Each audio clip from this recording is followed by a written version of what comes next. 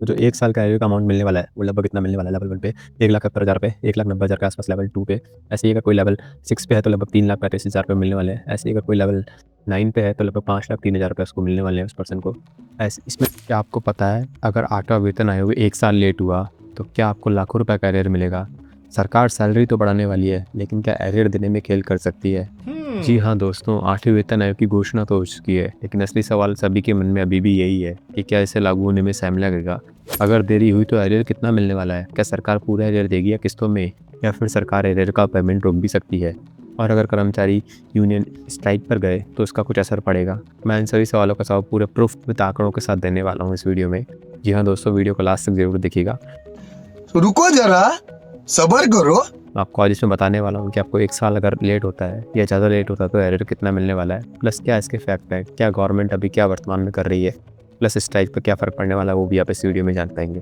तो चलिए जानते हैं। उससे पहले दोस्तों, अगर आप चैनल पर नए हैं और अभी तक अगर सब्सक्राइब नहीं किया है तो चैनल को सब्सक्राइब कर दीजिएगा और बेल आइकन को प्रेस कर दीजिएगा, जिससे आपके पास लेटेस्ट नोटिफिकेशन जो है इन जॉब से related as well as other jobs होती है उनसे रिलेटेड आते रहें।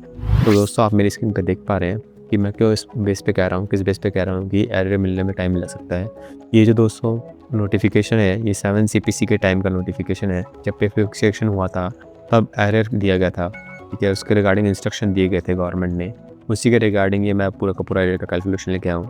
इसमें आपको ये बताऊंगा कि कितना एरर एक्चुअली में आपको बढ़ने वाला है, सैलरी में कितना इजाफा होगा और एरर कितना बढ़ेगा वो भी हम इस वीडियो में जानेंगे। तो वीडियो को लास्ट तक जरूर देखिएगा। तो जैसा कि आप जानते हैं कि गवर्नमेंट ने, ये आप देख पा रहे हैं 29 जुलाई 2016 का है, जबकि जो कमीशन इंप्लीमेंट हुआ था वो 1 जनवरी 2016 से हुआ था। तो लगभग 7 महीने का एरियर गवर्नमेंट ने उस टाइम पे दिया था।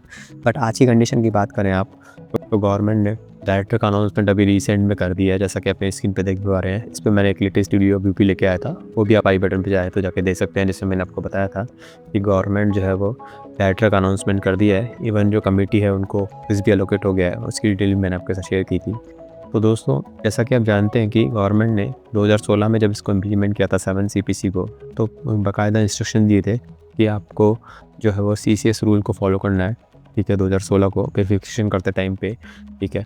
और इवन ये भी आपको इंस्ट्रक्शन दिए गए थे कि रिवाइज्ड पे स्ट्रक्चर जो है वो इफेक्टिव होगा 1 जनवरी 2016 से, इंक्लूडिंग डियरेंस अलाउंस ऑफ 125%। उस टाइम पे अगर आपको पता हो तो जो DA था वो 125% हो चुका था, ठीक है। और 1 जनवरी 2016 से इसको इम्प्लीमेंट किया गया था, यानी लगभग 7 महीने का एरियर जो है दोस्तों उस टाइम पे सैलरी में गवर्नमेंट एम्प्लॉइज़ को मिला था। जी हाँ, उसके अलावा ये भी इंस्ट्रक्शन दिया गया था कि dearness allowance in the revised पे स्ट्रक्चर शैल बी 0 फ्रॉम 1 जनवरी 2016। जी हाँ, DA को फिर से रीसेट करके 0 किया जाए, 1 दिसंबर से इसको रीसेट करके 0 किया जाए। एक बहुत इंपॉर्टेंट पॉइंट दोस्तों यहाँ पे गवर्नमेंट ने ये भी बताया था कि जो डिसीजन है date of effective allowance based on recommendation of 7 CPC shall be notified subsequently and separately until all such allowances are continued to be reckoned and paid as assisting rate and the terms of.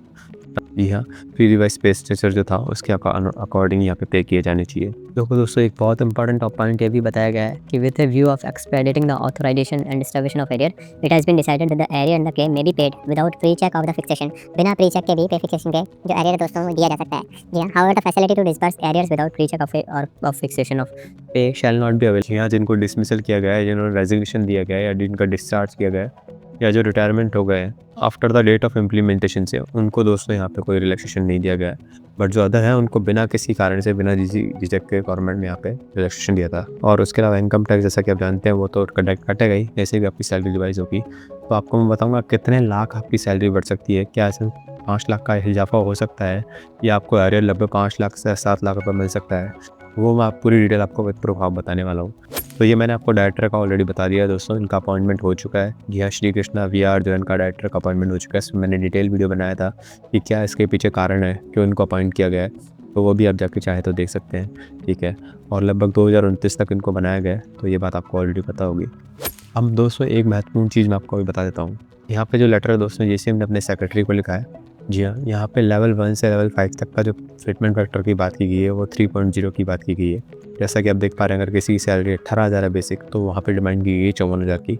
ऐसे अगर किसी की salary 21,700 है level 3 पर, तो लगभग 65,000 की demand की गई है। अब अगर ग्रुप B की बात करें दोस्तों, तो लेवल 6 से लेवल 9 तक की जो एंट्री है उसमें 3.05 के फिटमेंट फैक्टर की बात की गई है। जी हाँ, अगर कोई लेवल 7 पे है या लेवल 8 पे है तो लगभग इतना इजाफा उसको यहाँ पे बताया गया है। ग्रुप A के जो एंट्री लेवल की दोस्तों यहाँ पे बात की गई है लेवल 10, 11, 12 के लिए, उसको 3.10 के फिटमेंट फैक्टर की यहाँ पे बात की गई है दोस्तों। जी हाँ, जेसीएम के दौरान जो डिमांड की गई है वो 3.1 की डिमांड की गई है। लेवल 13, 14, 15 इनको देखेंगे आप थोड़ा सा कम रखा गया है, बिकॉज इसके पीछे भी रीज़न है। जो रेशो होता है एस्पेक्ट रेशो दोस्तों, उसको जो गवर्नमेंट है वो 1:15 करना चाहती है, इससे ज़्यादा बढ़ाना नहीं चाहती है। कहने का मतलब होगा कि पहले जो सैलरी में काफ़ी ज़्यादा डिफरेंस हुआ करता था लेवल 1 और लेवल 18 की सैलरी में, जो कैबिनेट लेवल की सेक्रेटरी होती है, इसके डिफरेंस को गवर्नमेंट कम करना चाहती है।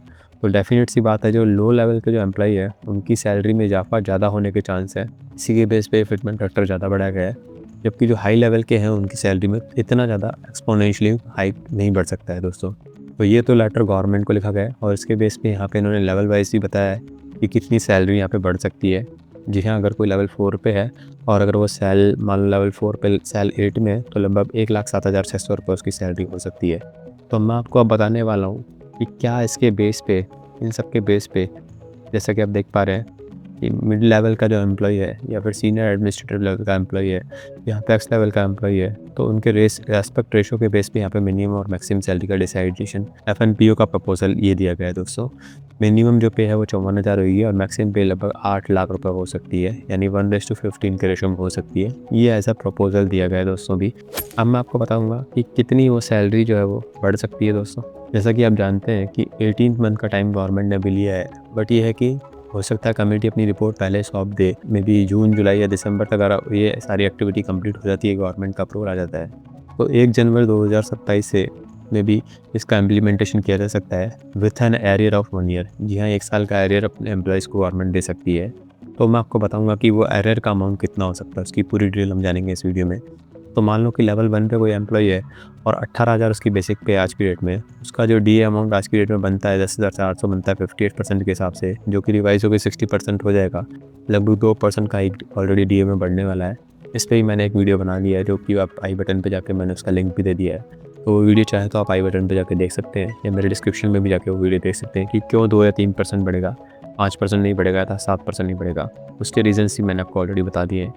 तो टोटल सैलरी हो रही है बेसिक प्लस डीए की, वो लगभग आज की डेट में 28,400 सैलरी हो रही है।